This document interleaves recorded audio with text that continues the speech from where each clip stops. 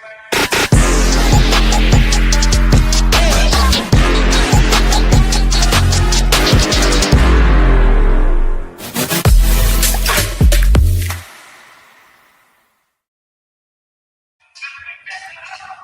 is good? What is good, everybody?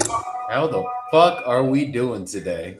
I got my brother Scott Morse live with me in the flesh. Scott, how you doing today, brother? You want to introduce yourself to everybody and just get into it? Yes, sir. So Scott Morse here, CEO of a company called Lamasu Media. Also have my own REI investment firm in the Mid-Atlantic, Virginia market primarily. And I'm here in Columbia myself. I've been here now for 7 years, rocking and rolling, have an intense marketing and sales background. And that's it. I love your guys' industry as much as I hate it. And I'm sure we can talk about both sides of that coin here while we're here. And let's fucking do it, man. Let's do it. Let's do it. So you said something good right there. As much as you hate it, let's get right into that shit and get right down to fucking business. What is it that makes you, what do you hate about this industry? I like to transact and fulfill and be done. You know, like I love credit cards. There's nothing better than a fucking credit card swipe and send out a product, fulfill a service, and be done with that shit. I like to have 100% fund rate from contract to whatever. And this industry has this big fucking gap between you did good to you got paid. And so there's so many levers to pull to try to close that gap. And so many people get lost on the gap. But for me, where I made the bulk of all of my money really has come from swiping a fucking credit card. And there's just a part of you. We used to have these little printers where you could get the customer's check information and it would print out a check and it had this ink smell to it. And you just fucking take somebody's check they just gave you over the phone and go run it to the bank. So there is something visceral about that, closing a deal, swiping a credit card, give me 16 digits from left to right, Mrs. Jones, Visa starts with a 4, MasterCard 5, Amex, et cetera, et cetera. So that's the part that I always think like, fuck, I wish I could just swipe a credit card and fucking be done with this lady's house. Yeah, dude, I'd say that's the biggest hate part of this industry most of us have. If anyone says that they don't have that hate in this industry, you're not going deep enough in the business. Like, you're probably not running volume because, when I first got in the business, like, probably closed 1-2 deals in our first year. Didn't know what the fuck we were doing. This was like 6 years ago. And everything closed back then. It was like every deal we locked up made it to the closing table. It was always a struggle. It was always stressful, but it always closed. And then I scaled. Then I went into volume, and that was not the case anymore. And I got humbled extremely quickly from cancellation rates and all of it. And you could win on both sides and still not close deals. Yeah, it happens all the time, dude. We got a lady in the hospital right now. We actually just authorized sending flowers to a customer where the husband just passed away. And so it's like you can have these things where your offer, your comp was great, your sales cycle was perfect, and there's just some things that happen. Those are excusable. Like, you're going to have a percentage of that. I think it's just hedging your bet the other sides, making sure you're protecting yourselves and your closers are doing the discovery necessary. Because the last thing you want to do is find out your closer did poor discovery, missed the obvious questions, and there's already a memo filed by some other guy and he was actually shopping post-contract to find you. And so there's all these small things that are obvious red flags that sometimes we get commission breath and we just want to skip over those things. We don't want to do the due diligence. Well, I saw it was on the MLS, but it was taken down already. It was there for 30 days. No, you saw somebody had a failed novation. Let's talk about that. Why would we be anywhere near that novation price if in fact XYZ? And so there's all these things that you can be observant of to reduce that. I think it's just a learning curve to understand all of those things to be able to reduce that. So, and the more that reduces, the funner it gets. 100%. And that you guys just got to have your guardrails up for everything you do in the business. It all comes down to the system, the process, and the people that are fucking running it, making sure they're following through with that process. So that shit is definitely huge, Scott. What else would you say pisses you off with this industry? Well, I think there's a whole conversation to be had about the influencer side space. I think that's a whole conversation that we could do a whole podcast on that. But in regards to the sales cycle, pissing me off. No, I think that's really interesting is I was thinking about this today. I feel so blessed. I'm not special, but when I found sales, I saw it as a true vehicle out, and not the company, but the methodology of sales, the passion to learn it like a craft. And I think that what I've come across in a lot of times is that's few and far between, Joey, where people understand that this is the degree, not the company. And so some people just treat the thing like a job. And so, like, hey, I'm going to work this sales job. No, no, no. You have this craft that you're allowing this company to borrow from or benefit from during that period of time. And I just wish that more people in the REI space really maybe even valued that this is a true sales job than order taking. And because there's been so many of those guys who are order taking, who are just shooting numbers off, they've actually soiled the water a lot. Oh, I've dealt with you guys before. Oh, I know all about you guys. Oh, I dealt with the wholesaler out there. And it's because these other guys weren't sales professionals. They were just fucking throwing up against the wall and see if it stuck. Exactly. They would get to a number that did not make sense, but they knew they could sign with the seller. They're like, oh, Zillow says 200K and they want 150. That's discounted. I could sell it for 170. And they would fucking lock them up, waste 2, sometimes 3 months of their time. And then then we get that seller. Now the seller's like, okay, I know I'm not getting 150, but I don't want to deal with any of you guys. Now you have to post a hard EMD. You have to do this. You have to do that. Yeah. And they've already been through the ringer now. So yeah, you're so right, dude. It takes the right salespeople and true salespeople, which means like if you're locking up the seller at their contract price, or I'm sorry, at their asking price, their first number, almost 9 out of 10 times that's an unmovable deal, and you're wasting their fucking time. So I've definitely seen that's where a lot of people fuck up in this industry, and a lot of times they do it live because they want the clout. They're like, I can close deals, and it's like, dude, you literally just said yes to their number. Anyone can do that. It takes a true salesman to get them to take 50 cents on the dollar of what their house is worth. You know, I was in a mastermind. Last one I was in a week or so ago was a virtual one, and sitting there, and the young lady was talking about how she struggles because sometimes she'll go to the house and she doesn't want to put pressure on them, and she constantly is losing deals where she'll call them back and they already signed with somebody else, but all they were going to do is think about it. This is a common thing that happens, and she was like, I just don't want to come across as salesman-y. And my advice to her, as a grown adult, she's a successful lady, I said, for what it's worth, I don't know you, you don't know me, but I would take a little marker and I would go to your bathroom glass and I would write everything that I'm about to say to some degree.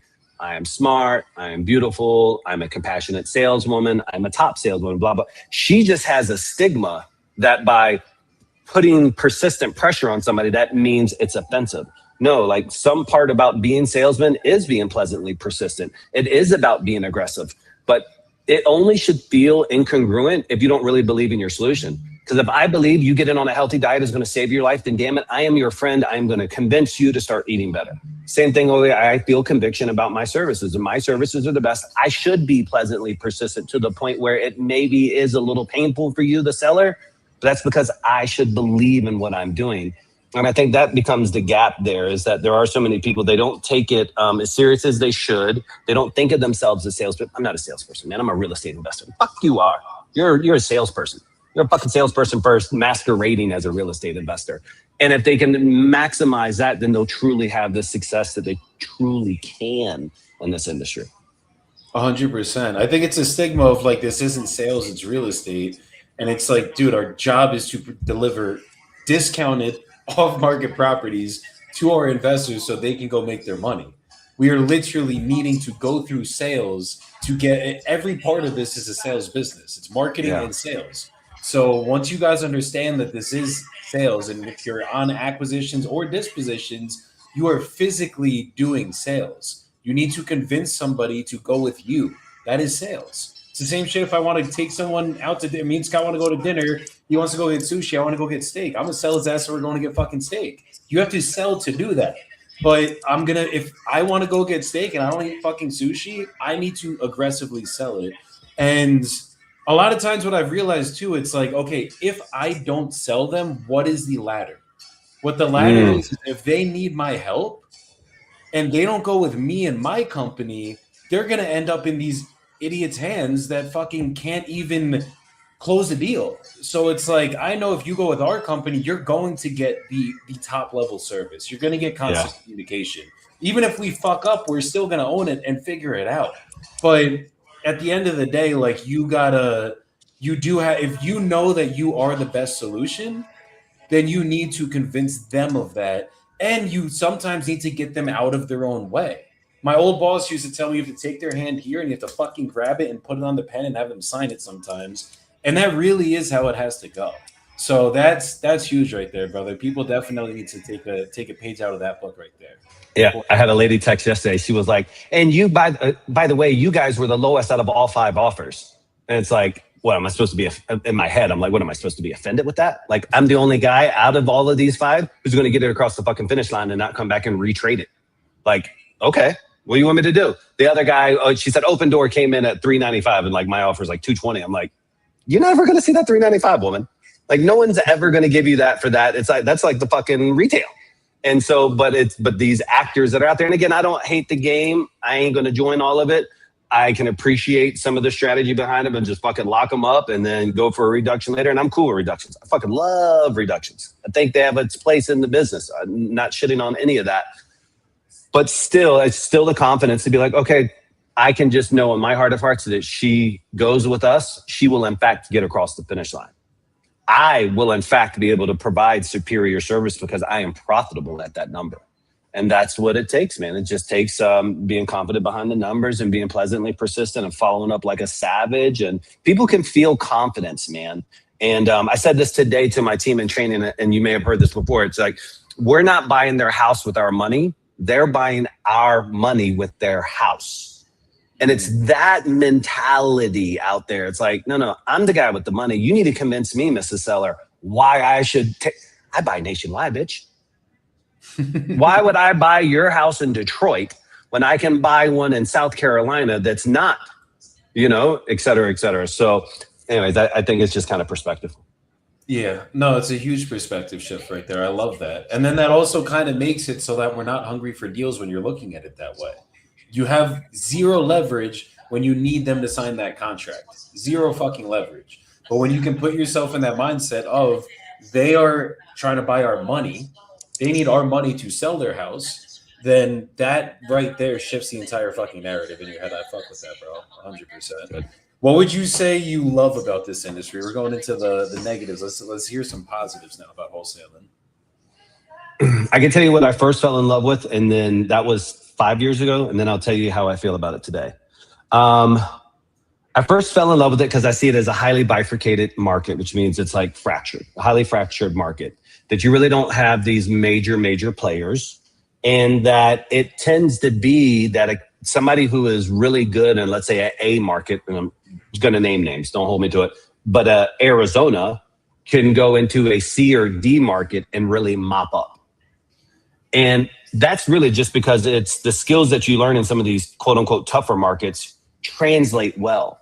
And so as I started getting into this space and I would fill out forms on people's websites, Joey, I just did the normal thing. I just fucking let me shop around. Let me see what everybody else is saying on their pitch. And if you're not out there and you ain't filled out a couple of forms on your competitors' websites, shame on you. I want to taste Coca-Cola to understand their secret sauce.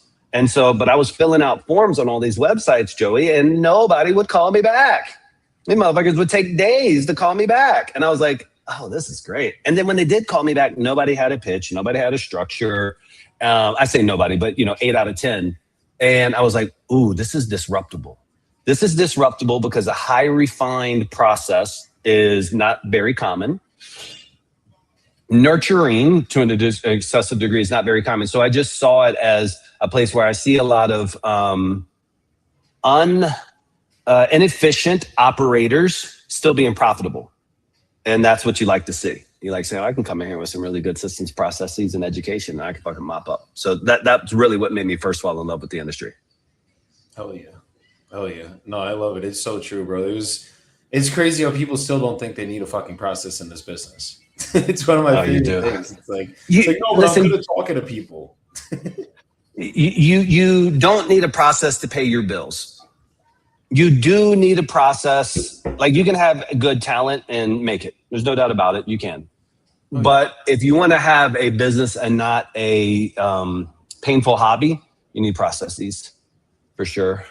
And that's also kind of what I see in today's day too. The major players, and this is getting smaller and smaller, this window that I'm going to define with you, but the major players are still legacy players. they're all old school investors, and that's getting smaller now. Some of the more nimble guys are getting in. But that's what I love also now about the AI, people, the younger group being able to leverage that, because there are still a huge percentage of major investors who are running TV ads because they couldn't figure out fucking outbound.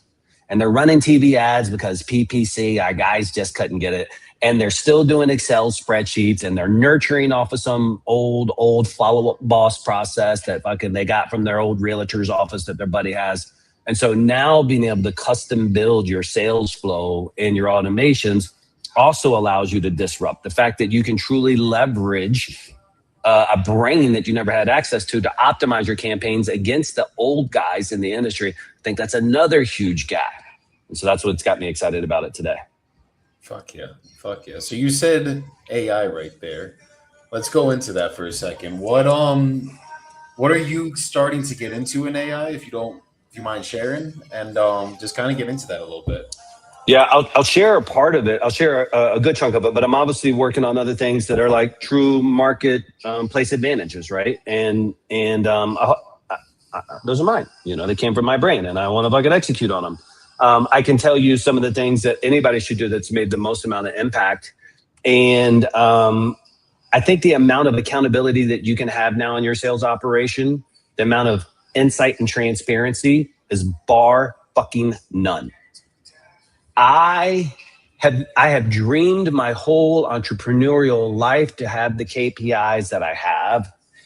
I have never envisioned to have what I have. And so a couple of very small ones. So like in our Slack, I created 2 little channels, and one is called Missed Calls Dispo, Missed Call Sales. And it just shows right there at live tracker. As soon as they come in, and it's not like this long thread. No, it actually re-updates itself every time. It's like right now I have 3 missed calls, 3 unresponded to texts. And then in the thread, it's there. So I can see it live. It updates every moment. And then at the end of the day, everybody's going to clear. So like no more breadcrumbs fall on the floor. No more accidentally, we forgot to call this back. No more anybody on the team can't help out, because it's all right there. Not just in the CRM, but all right there. I have a dashboard which shows call volume broken down by person in 30-minute heat maps. Especially you guys and gals who have agents who work from home, being able to see the whole day and be like, you disappeared for this 30-minute, this 30-minute, this 30-minute. And then you click on the heat map and it shows how many outbound calls, how many outbounds were unique, and how many minutes were spent. It's like, well, dude, over this 90-minute interval, you made 12 calls that was to 4 individual leads, and you had 3 minutes and 62 seconds of talk time. That was a 90-minute sprint, motherfucker. So I have turned and gotten rid of people that I would have loved to have had this before in the past, because it really helps separate the winners from the losers. So just from a transparency, we count how many WhatsApps we send live, how many emails we're sending live, how many manual text messages, how many nurture text messages, how many inbound calls. All that's on this most gorgeous dashboard with other KPIs, appointment show rates, contracts, all that stuff. But I could never have afforded to have this type of tracking. And now it's just X amount of man hours and some cron jobs, and we're fucking fired up. So for sure, insights into performance has been the number one differentiator that AI has done at this stage. I love that. Those are things we are slowly starting to implement in our business too, bro. It's just the tracking, making sure everyone's doing what they need to be doing. That's the hardest part, I'd say, of running a virtual business. You had the office for fucking years. I've been doing this shit virtually since forever. And I've seen, like, literally accountability is probably one of the hardest parts of doing it virtual. It's just making sure that people are actually doing their job, actually making the calls at their desk when they say they are, the whole fucking nine. Yeah, I think you're going to be unpleasantly surprised. Put it this way, on Friday, so we looked at Friday's KPIs as a team on Monday. On Friday, we had 15 appointments. 5 of them were unattended by the closers.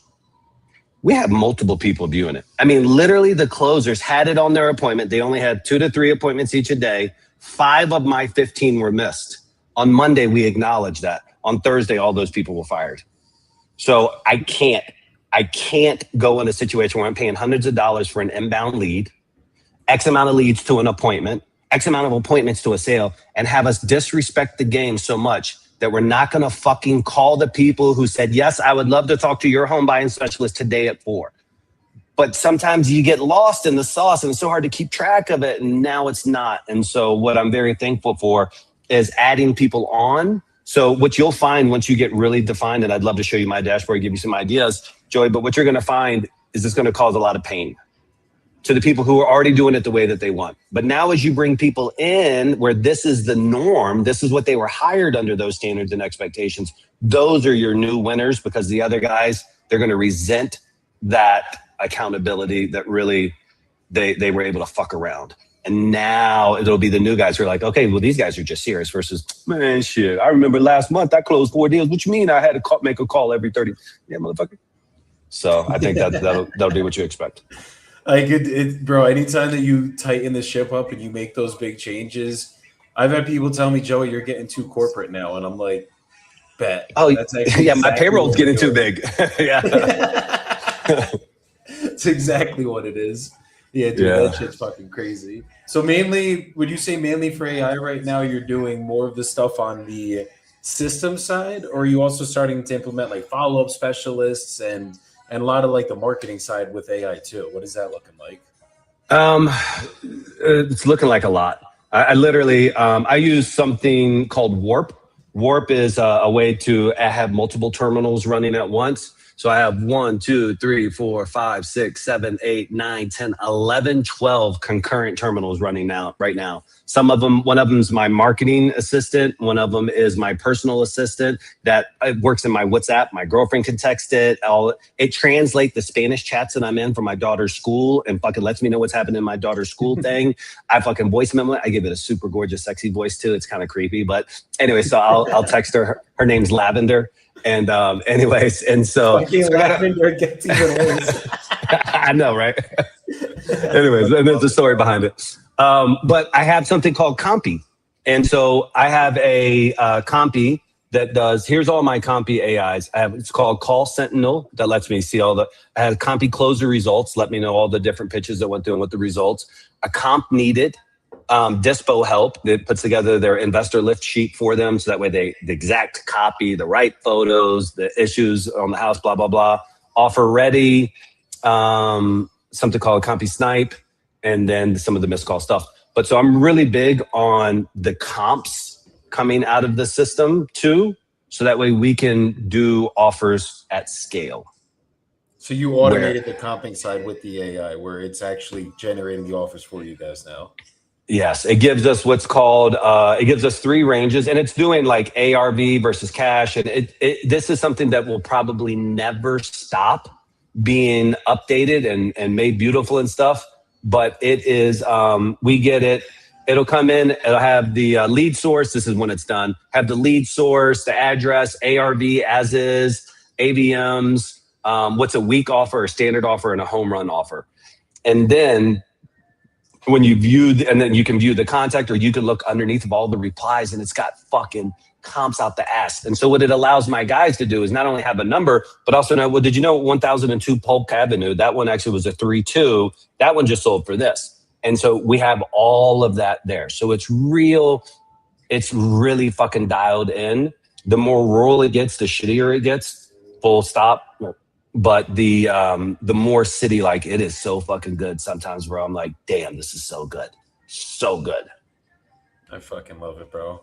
Yeah, dude, I'm getting in the AI journey myself, and it's we were talking before, it's going good, but once you start getting into it, like, I'm trying to learn a lot of it myself. I'm not hiring people to do it right now. Yep. I'm literally just straight failing forward into it. So I've been fucking coding, doing all the bullshit, and it's crazy because never did I think I'd be able to do this stuff, but as you get into it with our brains, you know it's fucking possible. We just got to fucking learn it now. You know, I was watching, I don't know if his name's Andrew Carpathe or something, but they were talking about who's really going to make money in this space with AI. And one of the things they just talked about over and over was it's specialists. So you can be great at coding, but you know who's going to make the most money? The guy who's owned the pool cleaning company for the past 25 years and understands pool cleaning, customers' thoughts, friction points, the best. When that guy learns this, he'll be able to go so much further than the guy's like, I'm an AI generalist. No. But you're an AI generalist, but you don't have an industry background where you're a specialist in, and then an expertise. that rivals that. And I think that's what makes this so exciting to me, is because my expertise is sales. My general advanced knowledge is REI. And then being able to stack those stuff on top, all this AI stuff on top, is really huge, especially in the automations, which is the other thing. Is I'm on high level. Yes. And I had no fucking clue this whole time before AI. I had no clue it was just completely open on the back end. You fucking just do whatever we want. Bro, I'm literally going in there on the Compy pitch results. It goes and finds to where the closer first picked up the call after the appointment is set. It pulls all the transcripts in some fucking fantasy land. It fucking analyzes it there. It tells me to follow up. And it's just like, oh, this is gorgeous. And it's letting me know in the morning what files are stuck, which ones have been sitting in the stage for too long. And so it's like, man, GHL for everybody's out there. And I ain't shitting on anybody else's CRMs. But I think in the AI space, being with high level, it's a huge, fuck anybody's closed services for anything from this point forward. Nothing should be walled off in 2026 and beyond. 100%. Yeah, dude, being in Go High Level changed my entire business. We were in fucking Podio before that. That thing is ancient. But you get into Go High Level and seeing what you could build into it, the tracking of it, the entire thing, it's just fucking beautiful. Like the callers you could put into there, there's so many levels that you could go deep into Go High Level. It's not even funny. Well, one fatal flaw, Joey, I found out that we did now because of AI is I wanted to have way more control over my telephony system. And when we first signed up, they have like a Twilio out of the box solution where you sign up with GHL, you sign up with their phone numbers. It's really a Twilio label, white label, but ultimately they handle all that stuff for you. So we literally just got approved. We're waiting for the port to be finished to take everything back out because I need to own that. I need to control the entire telephony system. A, because there's certain limitations in some of the high level reporting, but B, if you truly are a believer, like I have 700,000, a retarded number of minutes of calls here from my call center that are currently being ingested right now. They're currently being processed right now. I truly believe in some of the capabilities of at least initial call outbound AIs and some of the other texting stuff. So anyways, I just needed to own my system. And so I ported all my numbers out of high level. So that way, and then you just give high level an encryption key and then it functions the exact same. They're still inside of high level. It's just that I own them now and I don't pay high level markup and I can now do what the fuck I want with my phone numbers. So you said that's directly through Twilio or it's something with Twilio? Well, when you buy your numbers, it's both things. You're actually leaving their store to come right back into their store. So when you buy your numbers through high level, it's actually through Twilio. Okay. And so high level uses Twilio. But now I go over to Twilio, set up my own 10 A2P 10 DLC account, get that approved. And then I ask them to port the numbers out of GHL's Twilio into Scott Morse's Twilio. And then I take that encryption key from here and I give it back to high level and now everything functions again. So I have that going right now. Where it fucked me up right now is the call transcription. So that's what I'm trying to solve for as we speak. But yeah, that's where one of the fuck ups was. So I just got to figure out basically how to make it so I can get my calls transcribed again. Because basically Go High Level has their native transcription service, but that is, you have to have the Go High Level numbers. With me having the Twilio numbers, it's, I guess there's like a different workaround you have to do, which I'm figuring out how to get that and set up again. There's a platform called WAV, WAVV. I don't know if you use WAV at all or if you've ever heard of it. It's the dialer we use inside of high level. So we have our click the call in high level, and then we have something called WAV, WAVV. And ultimately it's the same thing. It's a third party number that comes in. It gets threaded in there. The the design of the little widget looks differently, but it's the same thing. You can for sure have a third party phone number, place that in there, that recording where you can still click the play, still click a transcribe, and very, very easily you could have the transcription go to the notes section at the conclusion of every call. That any AI could walk you through instantaneously. Like, hey, listen, well, if you can't thread it in there, can you at least have it so it does a seek and places the transcription in every single note section after the call? That would be a no-brainer. Fuck yeah. That's what we got to get fixed. I'm going to start working on that shit after this call. Let's go. Hell yeah, bro. Any other updates, industry updates that you've been seeing? maybe trends that you're seeing that are working for you guys in your business, maybe things that haven't been working. Just talk on that a little That's a bit. great question. So I'm taking more down. Like, I'm so proud of my mom. This is the second property she's closing for me today in Virginia. So today at 4 and in 30 minutes, my mom's signing a bunch of paperwork, taking down another property for her son. I think she thinks I'm still doing something illegal though. She's like, who are all these companies? You're in fucking Colombia. Yeah, exactly. Mom, don't worry. I got to move some money around. But I can tell you what hasn't worked is buying properties pretty blind. I took down 2 properties here recently that I bought them blind, one in New York, one in here. I bought them just like an investor did. I bought them off of my own photos. And I was like, fuck, I'll take that. The spreads never materialized their shit when I'm still on market now, and I'll go back up to Virginia and handle it. So making sure that I actually personally walk it and or have somebody on the team actually personally walk it has been a little bit of a kick in the nuts learning curve.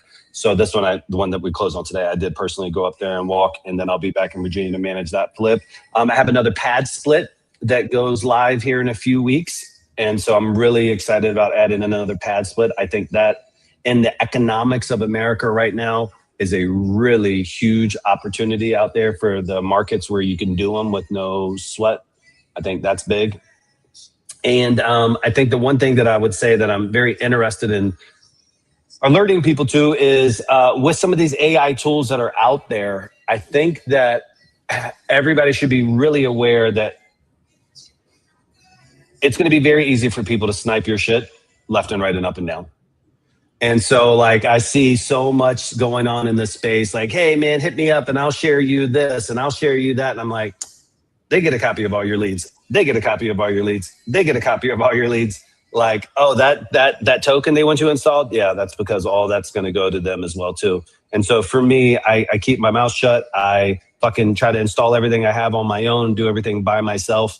But I think right now you shouldn't have to pay. With AI, you don't even have to pay for Zapier anymore. It's just 2 endpoints and you just fucking map it out and it works. And so I think there's so much efficiencies to be had if you just really think about what's every expense in my business. Okay, why do I pay that? Oh, can I replicate that on my own? Yes. Okay, can I do this safer? Yes. I think there's just a lot of efficiencies out there that have never existed for a company out there. And we need it. Right now, the real estate market sucks.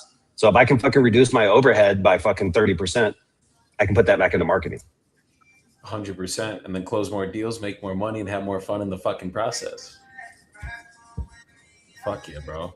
And then why Colombia? Why Pereira? What got you down here? And kind of just go into that really quick, and then we'll get out. Yeah, man. There's a lot of different reasons, a lot of different things, but the main attraction to it was really, I had outsourced before, and I had outsourced to a team that told me they were in Costa Rica, but then I found out later they was in Egypt. I was like, oh, you slick, motherfucker. And then after I got rid of them, I hired some people in the Philippines, and they were somehow even worse. I remember one time hearing fucking chickens in the background. And I was just like, I can't believe my clients are going to hear this. First impressions matter. And so ultimately, I needed outbound agents. The mother of my children at that time, she was from Colombia. And I was like, dude, let's just go to Colombia and we'll start our own little team. And ultimately that morphed as more and more people were like, dude, how are you doing that? How are you doing that? How are you doing that? And then I fell in love with here, man. You know this. You know this well. The people here are beautiful inside and out. The weather's amazing. There's so many reasons to come, but there's some really good reasons to stay for a long time. Oh yeah, dude. And then once you get down here, you get the fucking culture here, the people here. It's just you can't beat it. The food here, the sancocho, all of it. The nannies. I got so many nannies. It's crazy. Hell yeah. Yeah, dude. It's a way better lifestyle for me than being in the US. That's why I'm super grateful I'm down here now. Yeah, I think it's a beautiful lifestyle. I think it makes you appreciate both sides of the coin. You know, when I go to the States, there's some things that are there that I kind of wish were here, and some things that were, vice versa. But I'm a guest in this country. I've been a guest in this country for 7 years. I try to treat it like a guest. I try to make sure my colleagues or friends or whoever treat it like a guest as well too, which just means you have respect for the place. I love the people here. and you kind of get used to the culture. But for as long as I'm allowed to be a guest here, Joey, I will stay being a guest here and raising my two beautiful daughters here. Hell yeah, bro. I love it. I love it. So let's talk about get the fuck out of your comfort zone. So we're throwing an event down here in Medellin, guys, in May 15th to 17th. Scott is obviously going to be coming out to Medellin. I'm dragging him out here to speak.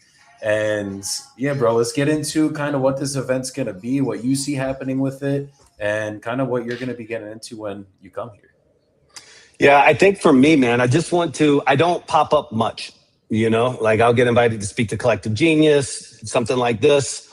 And its reason is this is for a friend. Joey, I consider to be a friend, somebody I would do something for, and he asked me to come out. So I plan on pouring as much as I absolutely can, synthesizing as much as I took from our call center operation, sharing with you through real actionable highlights how you can leverage that knowledge base and technology at the same time. I think everybody who is kind of a little bit more macro aware should know that all of these developing countries who have based their whole almost lifeline from the Philippines to India to Latin America off of this telephone customer service are in a world of hurt currently, and it's only going to get worse. The technology exists now where it didn't just a couple of weeks ago.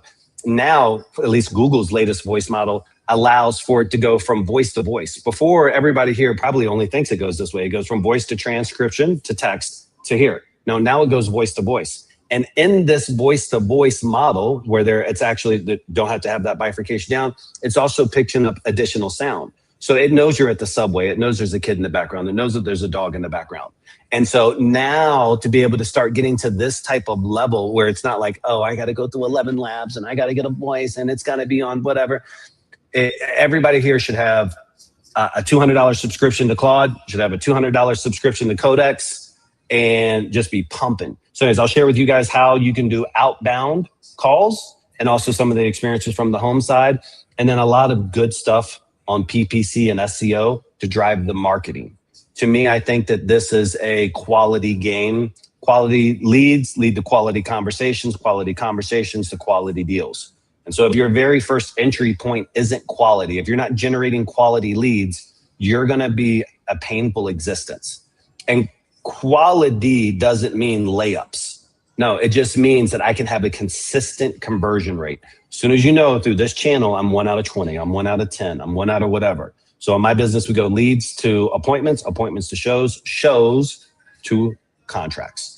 And that's on a virtual model too. We set appointments on our virtual model. So anyways, I'll share all that plus more, man. I'm more passionate about sales than I am of everything else. So I'll share with you some of the best things that we're doing, the phrases, how we're offer positioning, and then that'll be my time. Fuck yeah. Fuck yeah. So make sure you guys get these tickets. The event's coming up in literally less than a month now. Yep. Let me put the link really quick in here. And hold on, no comfort. 2026. And so what does that mean to you? Say it again. What does that mean to you? Get out of your comfort zone. I like that. I knew you invited me to the event. I didn't even know the tagline. Get the fuck out of your comfort zone. What does that mean to you? So you can never grow when you are comfortable. And literally getting out to Colombia, if you're from the United States and you've never been down here, it's going to force you out of your comfort zone. So when you do that and then you come to an event, which for me, I did wholesaling for 3 years until I went to my first event. And that first event changed the entire fucking game for me. Like literally everything. And getting out of your comfort zone is what is going to make you guys have that growth. So like you literally need to get in a place like this, get the fuck out of the US for a little bit so you can actually experience that true growth. When you do it, there's events every fucking month in the US. You guys, if you just want to go to an event, stay home, guys. But if you want to go to an event that's actually going to give you the mindset shift that you need, like all it's going to take, I promise you, is one nugget that you learn at this event, one connection that you make at this event, and that's going to change the entire trajectory of your business like it did for me. So I know getting out of that zone is going to help with that. And just everything we're going to do mindset-wise, spirituality-wise, fucking wholesaling, education, sales-wise, all of it, you're going to get your value here. So that's the point of get the fuck out of your comfort zone. Yeah, I love that. I think all of us go to these events and all you ask for is that one nugget. And you find it at every event. You know, it's there. You got your ears open. You know, and I'll share it at mine. And that's what I'll end up doing is taking a bunch of nuggets and I'll bring them to this show. But the team that I use for my flips, where it's 100% of my purchase price and 100% of my repairs, I got that from going to an event very similar to this. The most powerful sales line quote that I ever learned to change the game just from my mindset is when I was getting into this. I'll share that nugget there. And so I look forward to condensing 20 some years of high ticket sales experience into these chunks to be able to share with the team and then just disappear. So that's it. That's my goal. So if you're thinking about going to a real estate event, I think this will be the most unique. And I think that you can get out of your comfort zone, but also get out of the norm of the industry itself. Like getting on that edge, that fringe edge out here where you're like, okay, this one's out of the country. Okay, this one's with some slightly different faces. Okay, this one's, yeah, fuck yeah. I would love to do laptop lifestyle. You mean both of these guys, plus probably other speakers, but both of these guys are living wherever the fuck they want in the world and running their REI business? How do I do that? So I'm excited to share and get everybody out of their comfort zone. Yeah, bro. It's going to be fucking dope. I'm super excited for it. The venue's already booked. The mansion's booked for the mastermind. It's going to be fucking crazy. So make sure you guys get these fucking tickets. I hope to see you all here. And I promise you one thing. We'll get you the fuck out of your comfort zone in Medellin, Colombia. So, Scott, brother, thank you for coming up here today, doing this live, talking our shit. And everybody else, go have a good rest of your day and the week fucking strong. And I will see you guys on the next live. Peace the fuck out, everybody.